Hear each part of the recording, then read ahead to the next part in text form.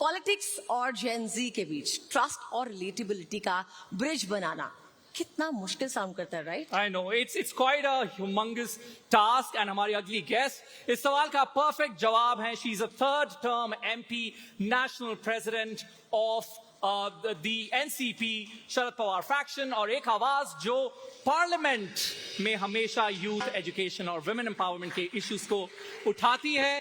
Known for her approachable style, उनकी politics aggressive नहीं, काफी ज़्यादा accessible और relatable है. Give it up for Supriya Sule ji. Please, ma'am, if we can have you on the stage. And joining her is my colleague, Padma Joshi.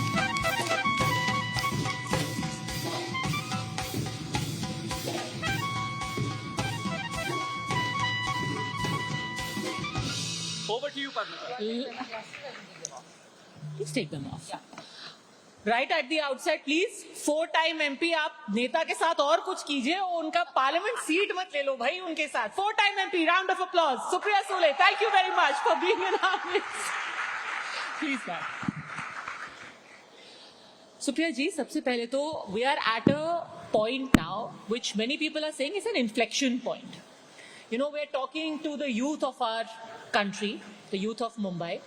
और बहुत से लोग कह रहे हैं कि भाई हमारे देश के अंदर पूरा जो सिस्टम है वही अब डामाडोल हो चुका है, वोट चोरी हो रही है, इलेक्शन चोरी हो रहे हैं, हमारे देश में जो व्यवस्थाएं हैं उनके ऊपर एक सवाल है. My question is, today as a 4-time MP, what would you tell the youth, the yuva of our country? Should they trust the democratic process or it's over? Democracy is over, the election process is over. What would you say? Because the same process has chosen you 4 times. Yes, well, good afternoon, everybody. And I'm feeling very young and cool being with all of you here. I'm trying to be as cool as I can. You are young and cool. You know, Godrej ki Jawani, so I can't lie so much. But, and I don't lie anyway. But, मैं एक बात आपको जरूर कहूंगी, इस देश में ऊपर नीचे कभी कभी हो जाता है, हर देश में होता है, लेकिन इस देश के सिस्टम पे और लोगों पे मुझे पूरा विश्वास है.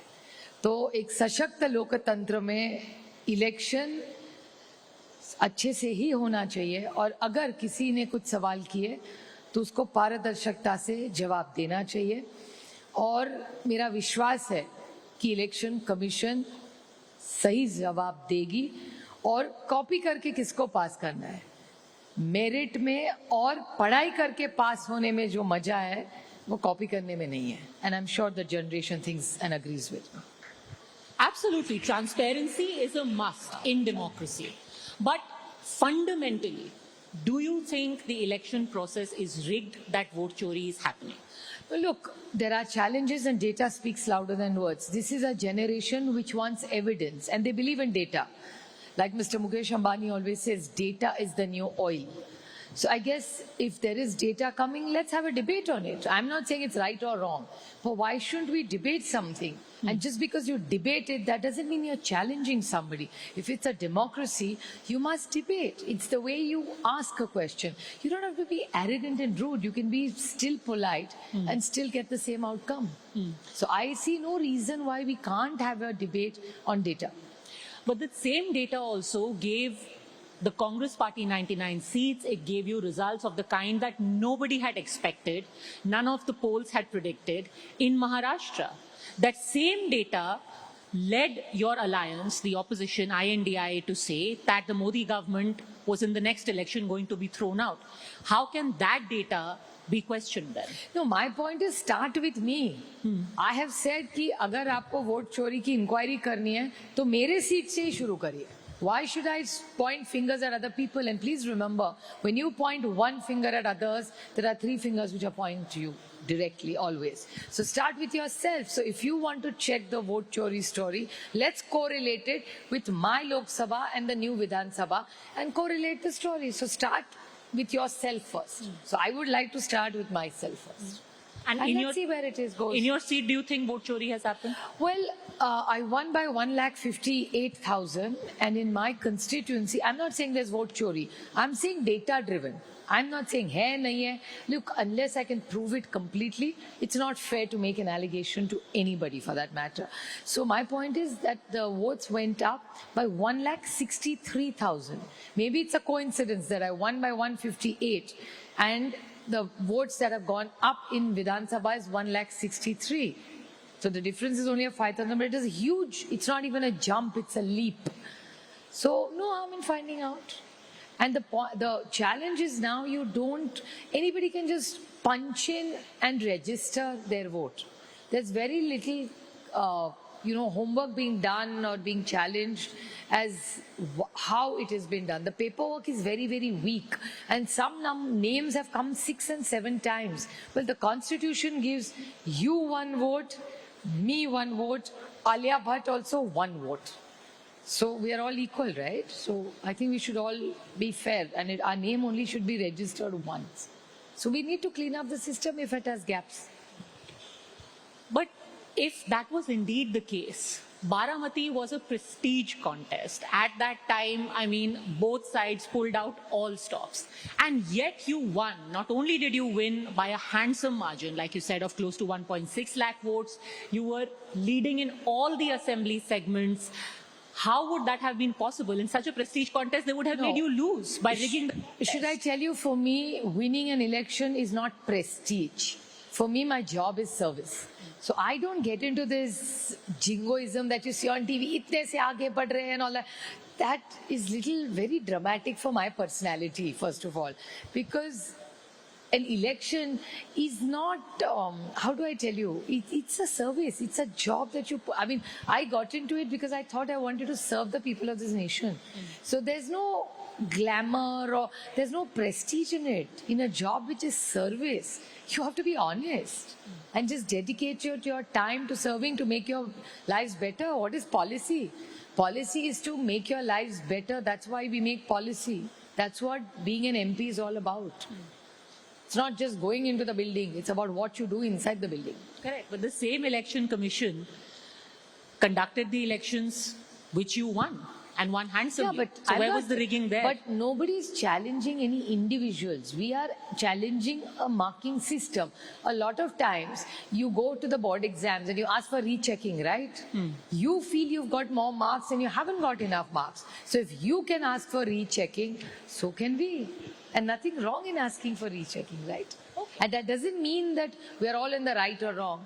Let's have a debate. And in a democracy, what's wrong in asking questions? Didn't all your parents and your teacher always tell you, ki don't be ashamed of asking questions? It doesn't matter. Somebody may laugh at you. So what? It's better than being unpad. पूछने से तो कुछ समझ में ही तो आएगा ना. What is wrong in asking questions? But in principle, but politely, little polite. पर इन प्रिंसिपल अगर महाराष्ट्र के युवा आपसे पूछे कि सुप्रिया जी अगर इतना खराबी है तो वोट डाले कि ना डाले, ये चल रहा है ना सिस्टम तो ठीक है. कोई खराब नहीं कह रहा है. Not at all. Please don't think it's kharab. Not at all. All we are saying is there are question marks. So the election commission may tell it's like a board exam. कोई नहीं कह रहा है कि CBSE खराब है, SSC खराब है, IB खराब है. या ICSE खराब है, वो नहीं कह रहा है. हम सिर्फ कह रहे हैं रीचेकिंग करवाइए. That doesn't mean the system is bad. You go to your teacher, no, in college, madam, you've cut my half mark, my admission will not go through. Please, मुझे आधा मार्क दे दीजिए, मेरी लाइफ बन जाएगी. So what's wrong? And if you can do it, so can we. But we are only asking for transparency and accountability. That's all we are asking for. There's nothing wrong in that. Ma'am, that is a reasonable stand to have. But I'll be very honest with you. When we see the discourse right now, the allegation being made is not just कि कुछ गड़बड़ियां हैं. गड़बड़ियां हर system में हो सकती है. गड़बड़ियों को सुधारना भी चाहिए. आज जो डिस्कोर्स है, इलेक्शन कमीशन चोर है, इलेक्शन कमीशन रिग कर रहा है, ये मिला हुआ है. पूरा hijacked, democracy has been hijacked. I will ask you simply, has democracy and the electoral process been hijacked by the BJP, according to you?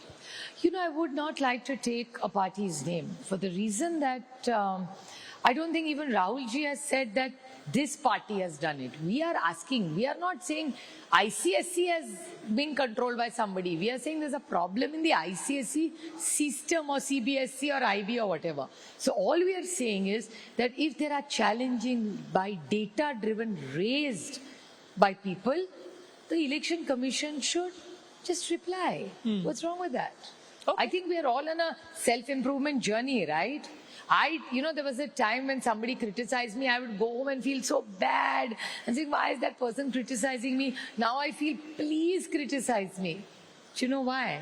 Because that gives me a sense to improve myself. So then if I made a mistake in my last interview and somebody criticized me, I'm so happy. Because then I don't repeat the same mistake again. And so your parents are your biggest critics. Why does your mother tell you, तुमने ये क्यों किया? Because she loves you the most. That's why she or your father is your best critic. So value it. I take criticism the best because I value it. That person is my well-wisher. And it keeps you relevant also, because if he's going on and on and on every day about you, that means you matter, right? Otherwise, why would you criticize? Think about it. So take it as a compliment. And be on a self-improvement journey. The demographics of our country and of our voters are getting younger and younger. Is there a nervousness ever ki, am I able to connect with my voter anymore? What are any significant, thoughtful steps that you have taken to ensure that you are reaching out to the youngest person who is looking up to you? No, we are public representatives. Everybody is my stakeholder. That 18-year-old is my stakeholder, and so is the 95-year-old my stakeholder. So I'm never intimidated that, oh my God, what will I do with them? Not at all. It's my job. It's my job. It's like Apple making a phone. From 18 to 95, they are catering to everybody. Or uske chote bhi bachche ho, parents want to give them an iPhone is their problem, not mine.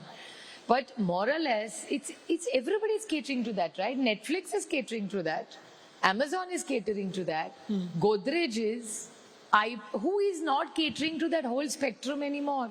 Everybody who's in public life, in marketing, in cinema, or making TV serials, everybody, NDTV is catering to everybody. So I don't think there's such a big song and dance about, oh my God, Gen Z. There was always a Gen Z. There was always a Gen Z, but now Gen Z is more demanding. Gen Z is very connected, they are very aware.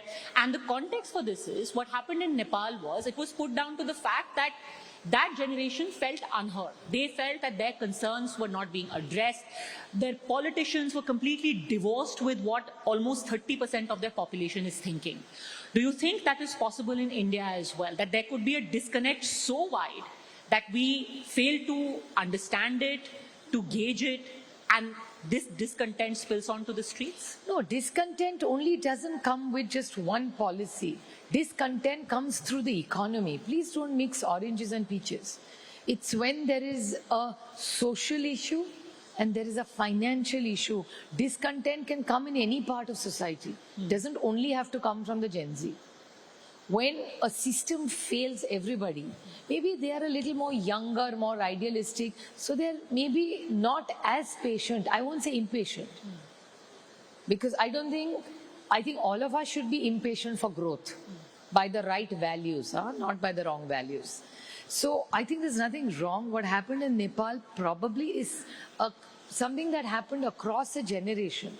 It's not just one thing went wrong in what happened in Bangladesh, what happened in Nepal, or the instability in Pakistan.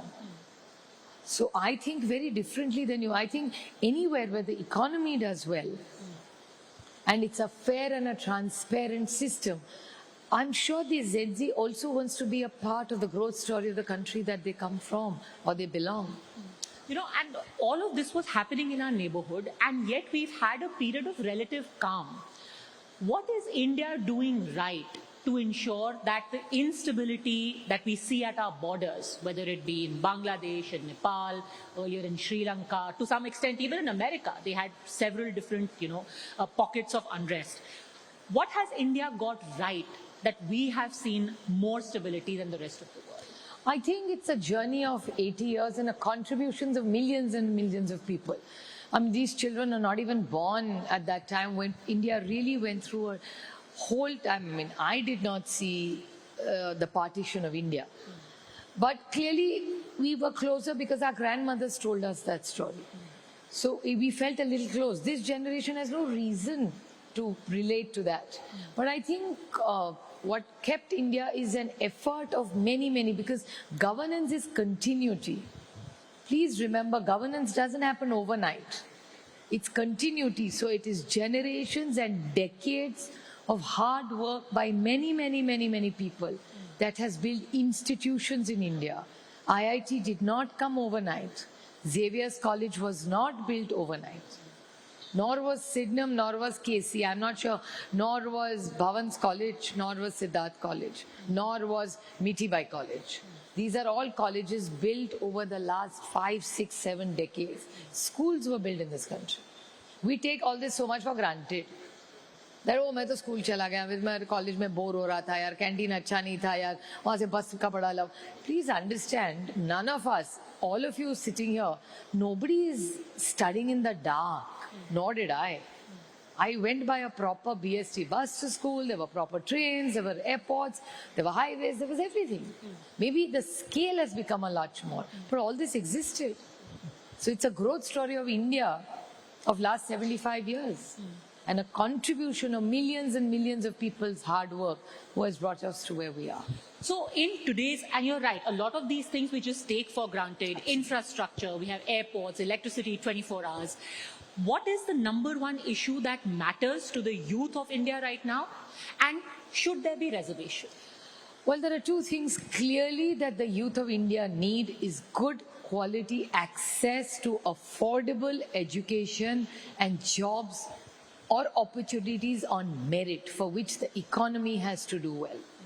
So it's very important to make sure there's good quality accessible education which is connected to opportunity, equal opportunity for all. And you asked me specific about reservation. Reservation has to be for people who really need it, like me. I cannot ask for reservation because my parents are educated, I'm educated, my children are educated. Shame on me even if I apply for it.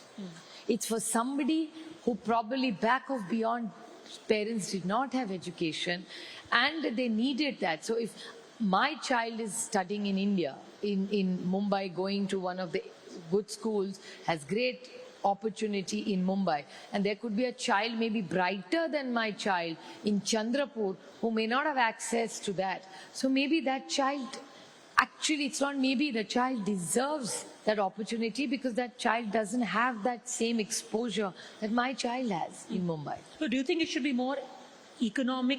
Well, there is a based lot than of caste-based? No, it has to be a combination because a lot of times these studies are done by the government. Government does studies on reservation, and then it's very data driven. It's a very scientific process that is followed by government. The reason I ask this is because we've just gotten out of an entire phase where there were, Maratha reservation stir had happened. Now a GR of the government has come on that. Now the other side is saying that OBCs are being discriminated against. When are we finally going to put an end to this cycle of caste-based reservations and, this continuous tussle between castes and communities? Well, I have requested the Honorable Chief Minister of Maharashtra several times that these are very sensitive issues.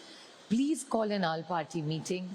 Let's all have a discussion. Let's ask every stakeholder of this country what he or she think about it, and let's have an open debate on it. But I'm sure he's very busy with many other things. I guess he's a busy man. But I think what we really need to do is we need to have a debate in colleges, in society, at every platform, and let's all debate it. I would even like to take a quick poll here to find out what they are thinking. About everything that matters in this country, because their opinion matters. And governments are here to serve you, not just to give speeches.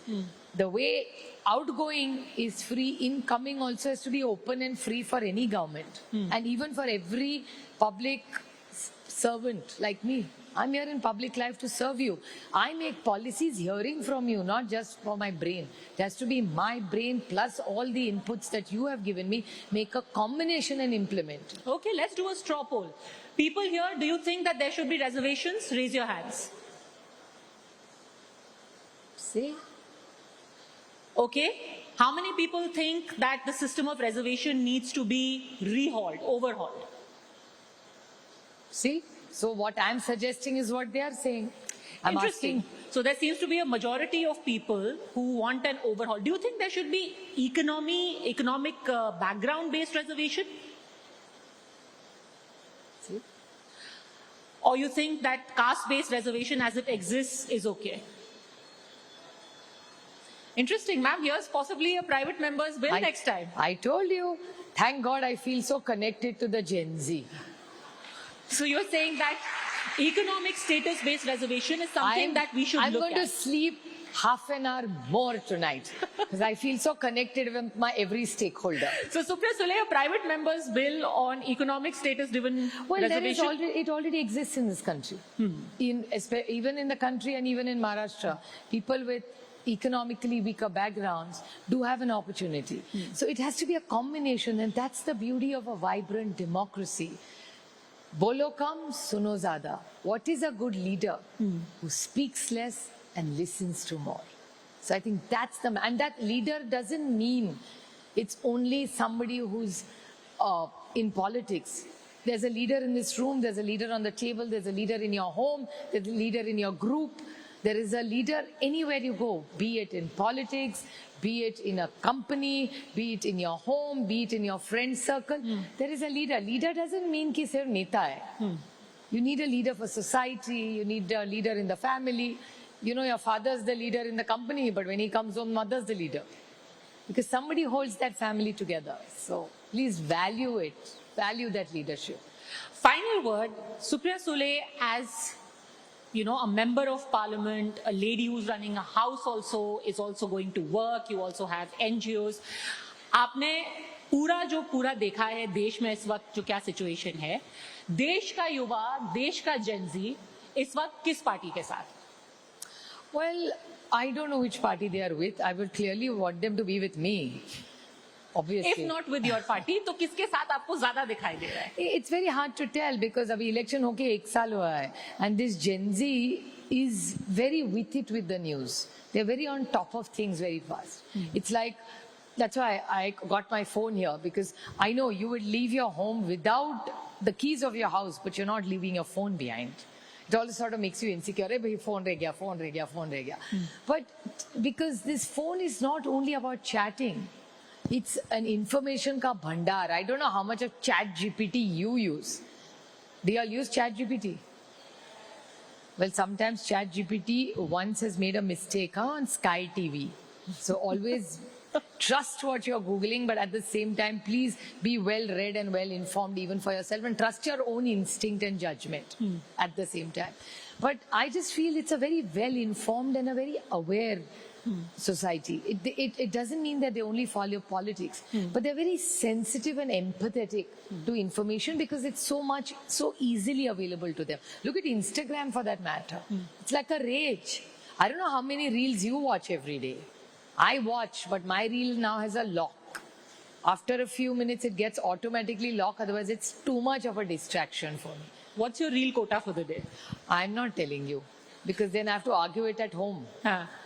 You don't watch any reels anymore? Of course, I watch reels every day. So how much is your lock? I ain't quota telling you because my children will challenge me when I get home. I will tell you off record, What kind not of on reels record. do you watch? Do you watch like dog reels, funny reels? No, whatever. Motivational reels? No. Some motivational... Political reels? I like to watch all kinds of reels. I wanted to say who went to see Aryan Khan's function at Jio. I wanted to know what Alia Bhatt was wearing, how beautiful she was looking. I followed that. Then I followed Shabana Azmi's birthday also. I said, oh, kaun gaya, kaun nahi tha. Then I follow things what happened. There are little kids who give sort of funny things on television which make you laugh. I follow everything. Yeah, I'm interested in everything. I'm interested in fashion, I'm interested in the farmer, I'm interested in what new things women are doing. I'm interested in everything in the world. Okay, final question I have to ask you. Politician में सबसे ज़्यादा किसके reels आप देखते हो? In politicians, किसके ज़्यादा सबसे देखती हूँ मैं? It's a very good question actually. Hard to tell. I follow all the politicians. अच्छा reel game किसका है? Very hard to tell. Everybody is quite smart. I just saw Shivraj Singh Ji's the other day. this Gen Z will not like it, but it's a little heavy it is, because I saw him going in the Bard and, you know, checking out all that, which the Gen Z will not find cool. So, but that is my work related. So you like Shivraj Singh Chauhan when he No, went I to just Punjab? watching when he went to Punjab. I saw that. That was, and I love Rahul Ji's Padayatra reels. I really feel that guy's really trying to do something. And you know, his that new anger look, I find it very cool, because for me it comes very honestly, because, you know, I'll say that very bravely, that you may like Rahul Gandhi, you may not like Rahul Gandhi, that doesn't matter. But nobody can challenge the integrity of that man. That's what I like about him. कि कुछ भी हो, आदमी ईमानदार है, and his whole body language when he talks is wow. So that's quite cool. Okay. I find it very cool. So on the hustings, Gen Z is going to decide who they really like, but real game, Rahul Gandhi has got down pat, according to Supriya Sule. Absolutely. It's not only in the reels, the way he's impacting. Reel is not just about making a statement, it impacts you. It's like, wow. You know, so when I saw Alia Bhatt in that white dress, it was like, wow. And when I saw Rahul Gandhi talking about vote chori, I'm like, wow. So there's a difference in that two vows. Well, Alia Bhatt wouldn't know that she has something in common with Rahul Gandhi. Both of them make Supriya Sule go wow. Thank you very Pleasure. much, Thank Ms. you. Sule, for having joined us. Pleasure. Thank you.